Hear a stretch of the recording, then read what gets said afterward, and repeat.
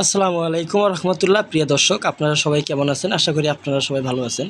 আজকে আপনাদের জন্য নতুন একটি ব্যাংক নিউজ নিয়ে হাজির হয়েছি।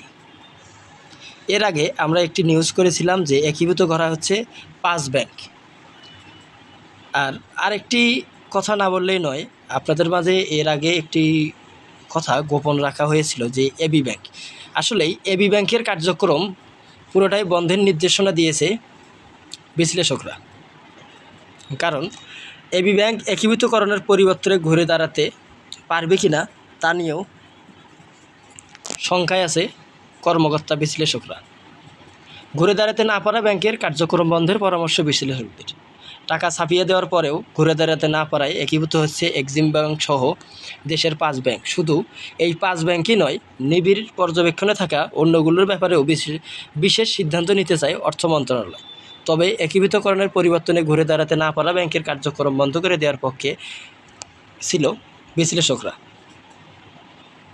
খেলাপি ঋণ, মূলধন ঘাটতি, সুশাসনের অভাব, রাজনৈতিক হস্তক্ষেপ সহ নানা কারণে বিধ্বস্ত দেশের ব্যাংকিং খাত। কমেছে গ্রাহকের আস্থার উত্তরণের কয়েক মাসে আগে প্রায় 27,000 কোটি টাকা ছাপিয়ে দেওয়া হয় Exim bank, first security union সহ 5 বেসরকারি ব্যাংকে। তাতে ঘুরে দাঁড়াতে না পারায় ব্যাংকগুলোকে এবার একীভূত করতে যাচ্ছে কেন্দ্রীয় ব্যাংক। এজন্য দরকার হতে পারে 35,000 কোটি টাকা, তবে যার মধ্যে 20,000 কোটি টাকাই সরকারের কাছে চাইবে বাংলাদেশ ব্যাংক। বাকি অর্থ চাওয়া হবে আমানত বিমা তহবিল, IMF, বিশ্ব ব্যাংকের কাছে। এছাড়া একীভূত করার আগেই এসব ব্যাংকের সব শেয়ার শূন্য করার পাশাপাশি ফেরত দেওয়া হবে ক্ষুদ্র আমানত। বাংলাদেশ ব্যাংকসহ সহকারী মুখপাত্র শাহরিয়ার সিদ্দিক বলেন, ডিপোজিট ইন্স্যুরেন্স অনেক টাকা আছে। সরকার চাইলে বা বাংলাদেশ ব্যাংকের বিবেচনায় কিছু কম্পেনসেট দরকার হলেও সেখান থেকে কিছু টাকা ট্রান্সফার করে নেওয়া যায়।